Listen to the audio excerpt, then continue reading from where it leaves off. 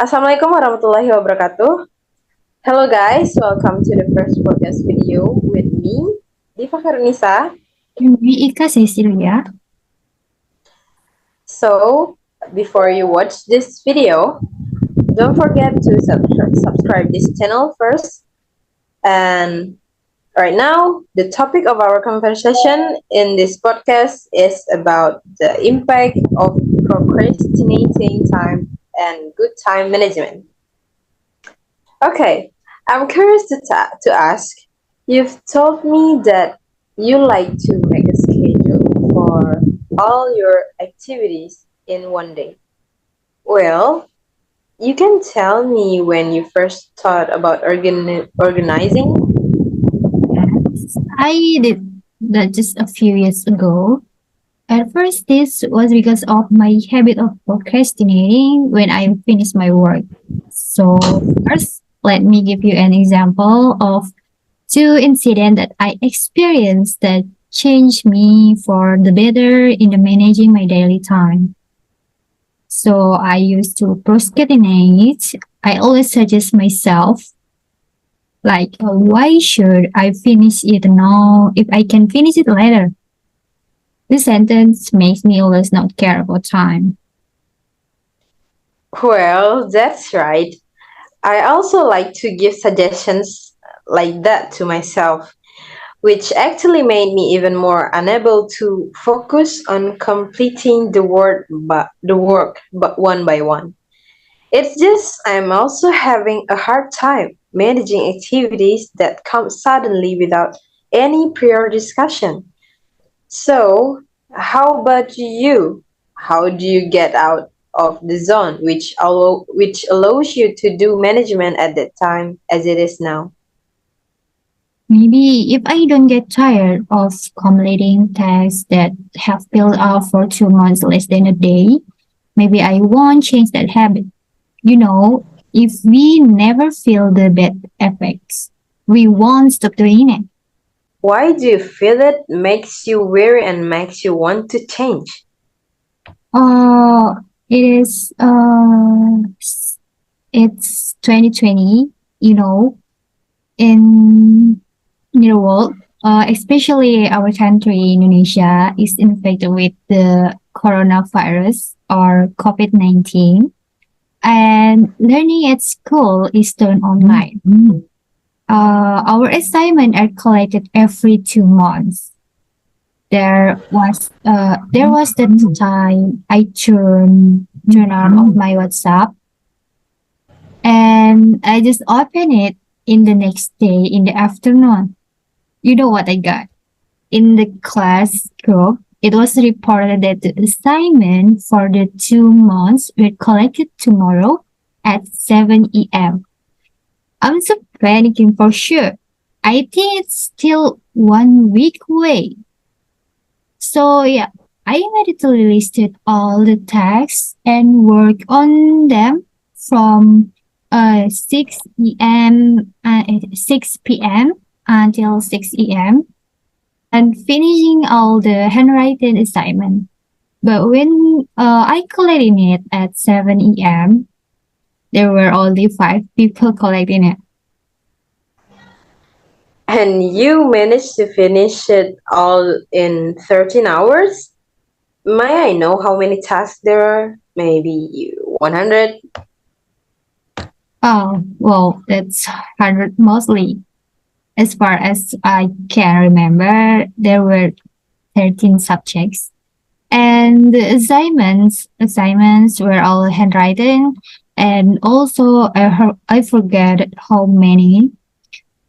What is certain is that the assignments are variation of taking notes, summarizing, and working on question.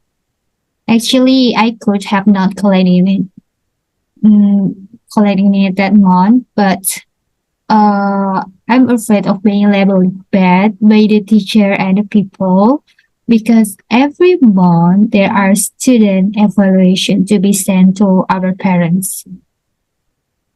I see. That's also because there's a social motivation, right? So you are even more motivated to want to do it. If I were in the same class as you at that time, maybe the majority of me didn't submit assignment because I would make sure to tell my friends about the assignments, whether they would collect them or not. Okay. Uh, and how about I still think about what other people are saying? What about yourself? You also said earlier that you are constrained by the thought of always procrastinating. So how do you deal with it yourself? To be honest, maybe I'm the same as you. Both realize that management time is important to us and we shouldn't delay postponing work because that time will be wasted, and if it's a deadline, we will also be in a hurry even if we are late or waste the opportunity. But the difference is when you realize that you immediately move to change and decide to schedule daily activities to be more organized, it make it it makes it easy for us to take advantage of the opportunities that exist. However, when I realized that I've been used to this bad habit until now, and it's hard for me to change it. I'm a person who always thinks a lot, but it's hard to act because I also always get obstacles or schedules that suddenly come without being planned. Or it could be something I have to do, but I even forgot because I'm a very, very forgetful person, love. Okay. You said you used to do that, right? Like I used to. So, is there anything that might make you wary of your habit? Problem is, I'm used to getting things that maybe other people will be deterred. But if I still repeat the same mistake, because the essence of the problem is if I'm a moody person, even though I know it's not good, but war of the thoughts from other problem that I experienced made my brain work slower than other people. Oh, and what keeps you from doing anything? As you said, we like to think about other people's word. It's just that the context of the problem that I think about may be different. I find it very difficult to refuse other people's invitation, even though when I agree, I have something that more important for me to do. But instead, I think about other people's feelings because I'm afraid they will be sad if I refuse. But back again, I can also lose from that because my energy is drained because the activity increases. Yeah, it's really hard to be a people pleaser. But now I cannot care about what other people say, but I can still keep their feelings. By the way, can you give me tips so I can manage my daily activities? Maybe you can try to sort and choose which activities are important, not too important, and not important, like time management.